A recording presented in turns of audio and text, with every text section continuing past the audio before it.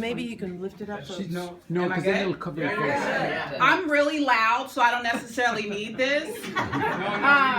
Second of all, I want you all to know how incredibly humbled and honored that I am here to you. Before I read my uncle's statements, I just wanted to share a story. Little Trevor and I remember years ago, me and Trevor were playing on these steps.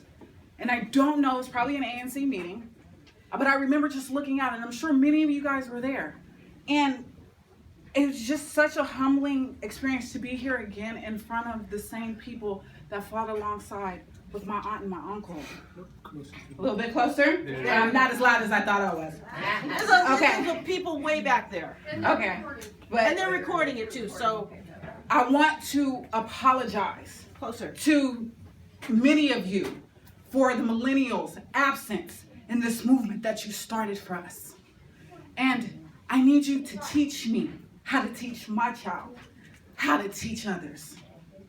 So I am Joi Johnson. For all of you that are gathered here, in the name of my aunt Shirley Williams, her children, September and Curd Vernal Fowler, my aunt Shirley's sister, my mother Joy Grant, and the memory of my grandmother Dorothy Watson and grandfather trade unionist Curd Watson, as well as our combined South African family, I extend greetings and condolences on the loss of Oneil Cannon, with gratitude for his life. It has not been my honor to know him as an adult, but I have had the beneficiary as a Southwest alum of his contributions. On this day, January 28, 2017, the anniversary of Oneil Cannon's 100th birthday, I have been asked to read a tribute written by my uncle, Trevor Fowler. To Comrade Oneil Cannon's sister, Vera Bullen, his 4 children and their spouses, Lloyd Cannon, Jeanette, Lorraine Lockett, William, Brenda Marshall, Denise Lewis Ray, 2 stepchildren, Dale Goodman and Jan Goodman, her husband Jerry, and Oneil's grandchildren, comrades, and friends. Please accept our combined families and movement's condolences. Know that your loss is our loss, and the loss of all freedom-loving people in South Africa and around the world. I first met Oneil Cannon, Adele, and Jan some 38 years ago when I moved to Los Angeles with my former wife, Shirley Williams.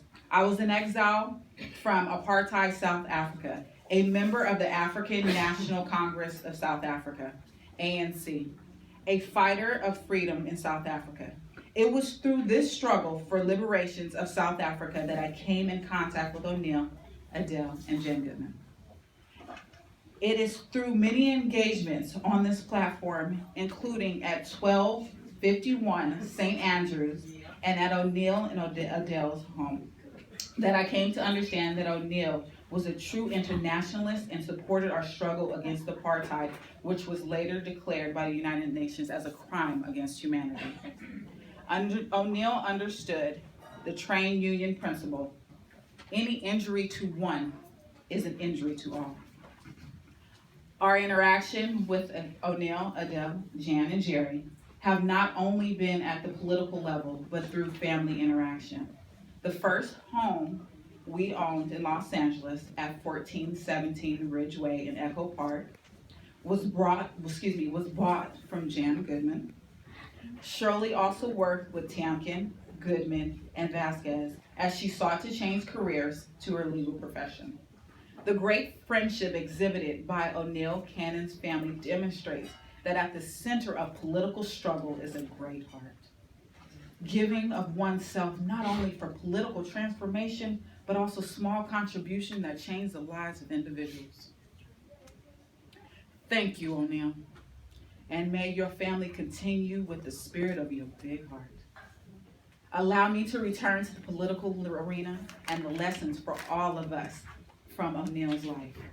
Oneil, a descendant of a slave, gained his own liberation through struggle for equal education, unions, workers' rights, against racism, discriminatory hiring practices, and for equitable political representation.